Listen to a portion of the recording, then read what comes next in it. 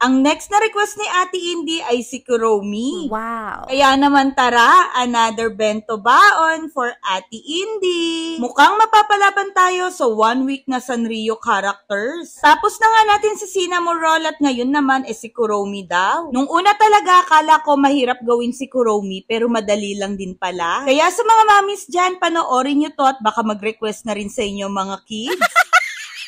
Madali lang naman to at sundan nyo lang yung pinaggagawa kong hugis para makuha ang mukha ni Kuromi. Kahit not so perfect, okay na yan dahil maglalagay pa tayo dyan ng nori. Ganyan-ganyan nga lang, natapos na nga ako agad. Kaya naman ang next na gagawin na natin, magkakat na agad tayo ng nori for the details. Tamang-tama nga itong nori sa kulay ni Kuromi. Gupit muna ako ng pa-rectangle, saka ko naman binutasan ng parang hugis apple sa gitna. Careful nga lang sa paglalagay dahil dumidikit agad yan sa kanin. Sa ears naman, pa-triangle lang pero hindi masyadong patulis ang ginawa ko. May excess na rice pa nga yan pero okay lang dahil mas na-emphasize yung kulay ng nori. At sa dulo nga ng ears niya may pa-circle na shape kaya ayan at gumupit na rin ako ng pabilog. Not so perfect dahil may mga excess na rice pero okay lang yan dahil ang cute pa rin. For the details naman sa face medyo madali lang din. Kung sa eyes kasi medyo malaki yung size. Magdudugtong lang din ang dalawang eyelash sa magkabilang sides. Ham naman ang gamit ko sa nose pati na rin dito sa bungo na nasa noon niya. Kaya tignan nyo naman at napaka-cute ng ating Kuromi na design. Di nga ako nahirapan kay Kuromi at dito naman ako pinahirapan sa kanyang ulam. Pa-flower shape ko kasi itong egg pero naputol dahil manipis ang pagkakaluto ko. Kaya ayan, saham ko na nga lang ginawa. At yung mga natirang eggs naman inilagay ko na dito sa sides dahil gustong ulam nga din daw yan ni Ate Indy. Kapagluto nga rin ako ng spam at hiniwa ko lang na maliliit para dito ko na rin ilagay sa gilid. May sprinkles pa nga akong nabili last time na hindi ko pa nagagamit at pang Kuromi nga ang design neto. Itong cookies, nilagyan ko lang ng konting pancake syrup sa ibabaw para dumikit itong mga sprinkles. O, Jiva, achieve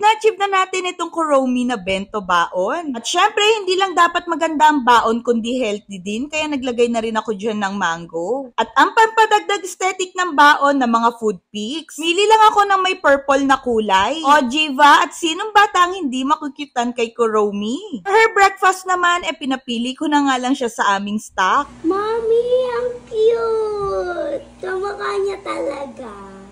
Sino ba yan? Si Kuromi. Wow, galing Favorite mo yan? Apo. Happy? Yes! Mommy, next time naman Melody. Ka-pressure Try natin. Ayan, tapos na naman tayo sa isang bento baon serye. At kung nagustuhan nyo tong video na to, follow nyo na rin kami for more bento baon ideas. Mommy, thank you po sa baon ko, Kuromi. Mommy, look, Kuromi yung brush ko at purple. Dala-dala talaga. Okay. And ato, yung notebook na maliit. Kuromi. Thank you.